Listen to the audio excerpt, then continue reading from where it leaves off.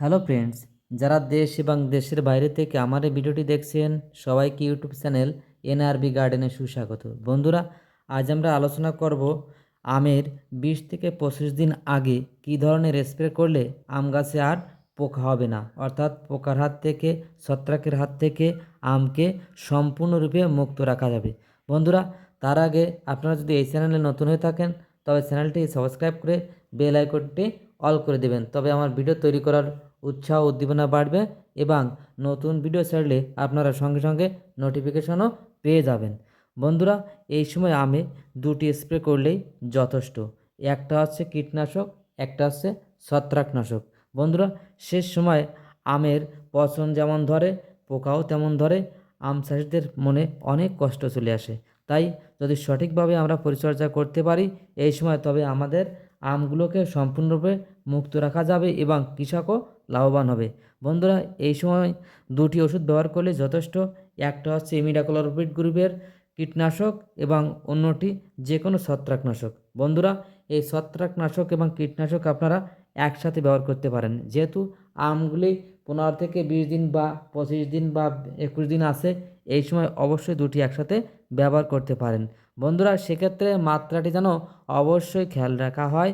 সেক্ষেত্রে প্রতি লিটার জলে, অর্থাৎ পানিতে ছত্রাকনাশক 1 মিলিগ্রাম এবং প্রতি লিটার জলে আপনার কীটনাশক অর্থাৎ ইমিডাক্লোপিড গ্রুপের 2 মিলি অবশ্যই ব্যবহার করতে হবে। তবে কৃষক বা আপনারা ছাদ বাগান যেখানেই বলেন না কেন, ভালো একটি ফলাফল অবশ্যই পাবেন। কারণ এই সময় যদি কীটনাশক বা ছত্রাকনাশক ব্যবহার না করা হয় তবে আমাদের এই সুন্দর যে ফসলগুলো আমরা দেখছি অবশ্যই নষ্ট হবে, পোকা হয়ে যাবে, ছত্রাকে আক্রমণ হয়ে পচে যেতে পারে। তাই এই সময় এই দুটি ওষুধ অবশ্যই ব্যবহার করতে পারেন। তবে ছত্রাকনাশকের পরিবর্তে আপনারা যারা ছাদ বাগান আছেন, ছোট ছোট গাছ আছে, সেক্ষেত্রে আপনারা একটি শ্যাম্পু ব্যবহার করলেই যথেষ্ট। অর্থাৎ প্রতি লিটার জলে 5 মিলিগ্রামের একটা শ্যাম্পু স্প্রে করলে আপনাদের ছত্রাক এর হাত থেকে আপনারা মুক্ত পেতে পারেন। বন্ধুরা, এটা হচ্ছে ঘরোয়া পদ্ধতি, তবে অবশ্যই বড় বাগান বা অন্যান্য ক্ষেত্রে ছত্রাকনাশক অবশ্যই ব্যবহার করবেন। বন্ধুরা, এই কীটনাশক বা ছত্রাকনাশক ব্যবহার না করে আমাদের দেশের এই যে সুন্দর আমগুলি আমরা দেখছি অবশ্যই নষ্ট হয়ে যাচ্ছে এবং আমাদের প্রত্যেকের মনটাও চরমভাবে ক্ষতিগ্রস্ত হচ্ছে।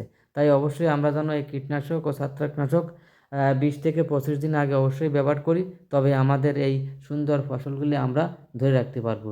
বন্ধুরা, ইমিডাক্লোপিড গ্রুপের একটি বৈশিষ্ট্য হচ্ছে এটি যদি কোনো পোকামাকড়ের গায়ে লাগে বা সংস্পর্শে আসে তবে 2 থেকে 3 দিনের মাথায় সেই পোকাটি মারা যায়।